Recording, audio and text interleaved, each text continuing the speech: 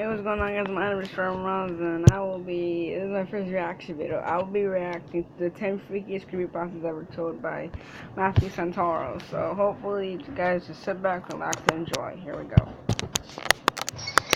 Don't be afraid, Uncle Matt's here to tell you a bedtime story.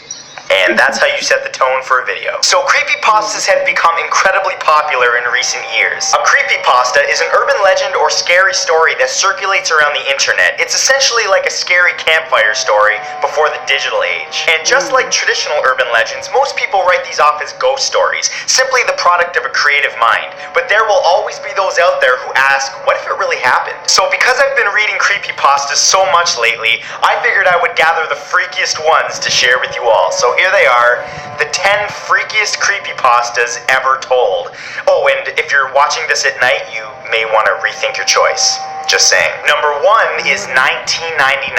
This story, simply known as 1999, is about a Canadian blogger named Elliot who decides to investigate a low-budget TV show that he used to watch in 1999 that only aired for a few episodes. One episode, called Playing with Scissors, featured live-action hands on a table. The episode immediately turned dark as one of the hands repeatedly stabbed a smaller hand with a pair of scissors, while a muffled child's scream could be heard in the background. The next episode, called Mr. Bear's Cellar, featured a mentally unstable man who dressed up as a character called Mr. Bear and did things so disturbing that I can't even mention them here. Eventually, police Okay.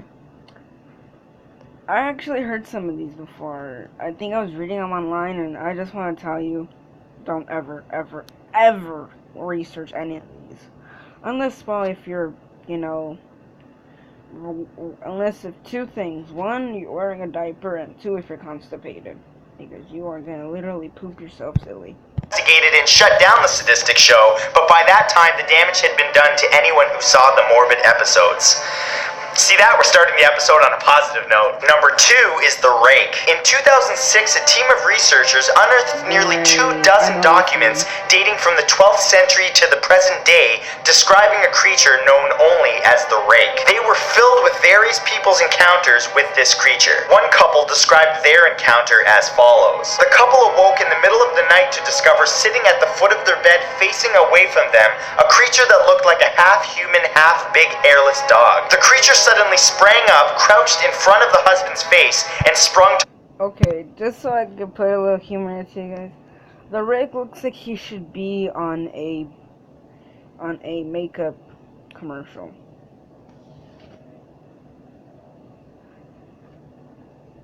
Add tasteless jokes in the comments section below if you guys want. I'm gonna give you mine. Hey, I guess the Rake should more be a gardener than a makeup person, because Rake, get it?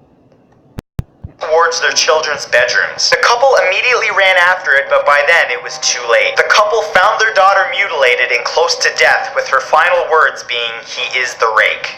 Remember that one when you go to bed tonight. Number 3 is Where the Bad Kids Go. A photographer decided to research an old children's show that he used to watch as a child in wartime Lebanon. The half-hour show relied on graphic imagery and scare tactics to keep kids from misbehaving. The closing scene of every episode featured a slow zoom towards an old rusted iron door, and as it got closer, screams could be heard coming from the other side as the text, "That's where the bad kids go," popped up in Arabic. The photographer was able to find the studio where the old show was filmed, and despite being abandoned for a long time, was actually able to find the famous old rusted door, but he was not prepared for what was on the other side. Upon entering the door, he discovered an empty room covered in blood, feces, and bones, with a caged microphone hanging from the middle of the room. Yep, just one more reason to do what your parents say, kiddies! Number 4 is The Other Watcher. There was once a man who checked into a hotel for a few nights. After getting his... Okay, that last one where you said bones, feces, and blood. That's not a creepypasta. You're basically telling the story of Isaac. You guys know who he is. Key from the woman at the front desk. She mentioned that he'll be passing a room with no number, and that he should not try to enter the room or even look inside. By the second night, the man was so intrigued that he decided to look through the keyhole of the room. What he found was a very pale woman in a... See? That's how empty room standing in the corner. That night, he returned to his room, but on the third night, he decided to look through the keyhole again, but this time, all he saw was the color red. Nothing else, just a constant deep shade of red. He then returned to the front desk, where the woman asked if he had looked through the keyhole. The man admitted that he did, and the woman sighed, saying that many years ago, a man murdered his wife in that very room, and that her ghost now haunts it. Her ghost is said to be very pale, except for her eyes, which are bloodshot red. Yeah. Number 5 See, curiosity kills the cat. Oh, I know this one, the SCP Foundation. is the SCP Foundation. The Secure, Contain, and Protect Foundation first appeared in 2007 and is made up of numerous doctors, researchers, and agents. Their goal is to understand and catalog abnormal creatures and objects known as SCPs. The SCP website describes the discovery of many disturbing creatures, including one creature known as the SCP-173, or the Sculpture. It's a statue-like creature that has a bloody face and short... There is actually a game on, I think it's either on Steam or Game Jolt. You're gonna have to go to Markiplier's channel because that's where I got his, I saw his videos on the game. SCP Containment Breach. You should go check it out. It's scary, and I know this one. limbs that must be constantly observed, or it will immediately kill its victim by breaking its neck as soon as eye contact is broken. There are several articles and videos on the internet about the SCP and its creatures, including the Sculpture, but you should only check them out if you're constipated. Wanna know what's the scariest one? SCP-3343. Look at it. You will literally immediately die from... Why? Because... Well... You won't die, but it will die because because it's basically just a bowl of fried chicken.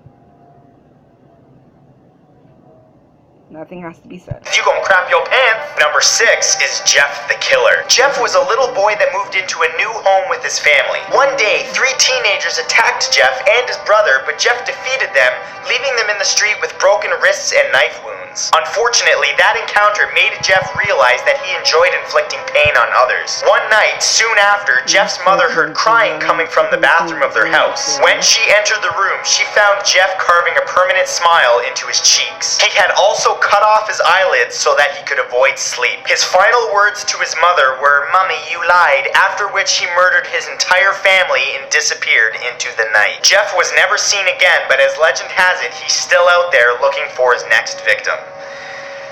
You may want to look behind you.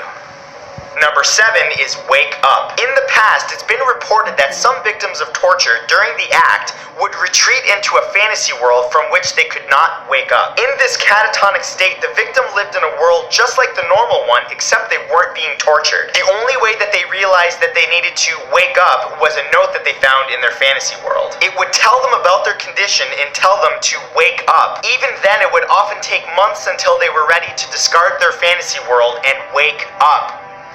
I'll let you think about that one. Number 8 is Slender Man. The Slender Man is a mythical ghoul often depicted as a tall, thin figure wearing a black suit and a blank face. Before I continue, I just want to say that there's actually a movie on Slender Man that's coming out next year, so you might want to check that out. Just go on Facebook and, you know, there's actually should be a post on new movies that are coming out next year. Little advice. The creature can cause insomnia, paranoia, and memory loss, and is known to distort photographs and video. It's known for killing children almost exclusively, and if you ever see him, it's already too late. It's rumored to have been alive for centuries, and even has mythology dating back to Roman times. There are several popular games that have risen based on the Slender Man story, including Slender, the 8 Pages. Feel free to play it at night with the lights off, because a Slendy reaction video is always priceless. The static. Number 9 is Robert the Doll. Robert the Doll is a real-life doll that many say is cursed. The doll was given to artist Robert Eugene Otto in the late 1800s by a servant working in his family's home. The doll, which he named after himself, took on a life of its own and terrorized his family. Disturbingly, Robert kept the doll into adulthood and it terrorized his wife, leading her to insanity. The doll now resides in the Fort East Martello Museum in Key West, Florida. As rumor has it, visitors must ask Robert politely if they want to take his photo. If they take his photo without permission or mock him in any way, Robert is said to lay a curse on that person. And I have no idea how far this doll's reach is, so I'm just going to say I respect this doll and he is awesome. Moving on. And number 10, Ben Drowned. This story is about a supposedly haunted copy of the game The Legend of Zelda Majora's Mask for the Nintendo 64. A young man received a suspicious-looking Majora's Mask cartridge from an old man, and upon playing it, noticed that there was a saved file named Ben. Upon playing that saved file, all kinds of weird things started happening, including the text in the game displaying incorrectly. Let me pause a bit. Okay, I'm back.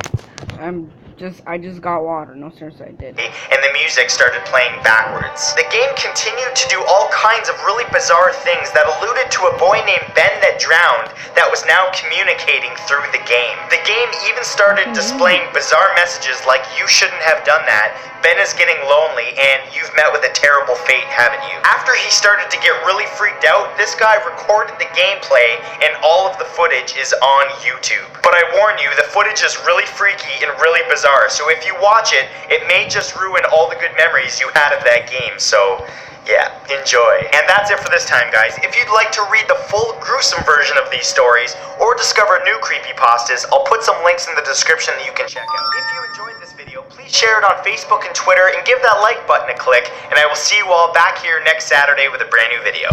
Peace. This episode freaked me right out. What's behind you? What's behind you? Oh god. Oh Jesus. So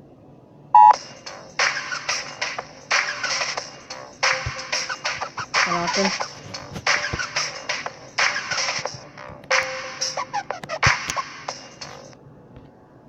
Okay, that was the end of the video. I hope you enjoyed. Make sure you go like and comment, subscribe to me, and make sure you give this vid, and make sure you subscribe to Matthew Santoro. Follow me on Twitter at Musically, and I'll see you guys in the next episode. Destroy her!